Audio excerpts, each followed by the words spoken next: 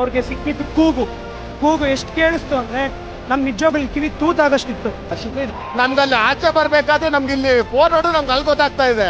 The stadium is jam-packed. People are screaming. My voice has already gone. It's pure bliss. It's amazing.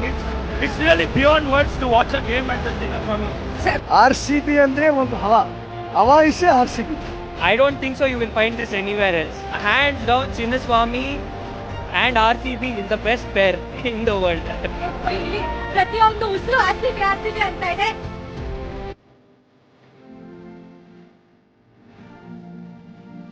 Elise Perry is the greatest woman on this planet to ever touch a cricket bag. ಪೆರಿ ಅಂದ್ರೆ ನಮ್ಗೆ ಬಿಡ್ತಾರೆ ಖಂಡಿತವಾಗ್ಲು. But we lose the league game, you know where we'll beat Mumbai Indians. We are coming for you.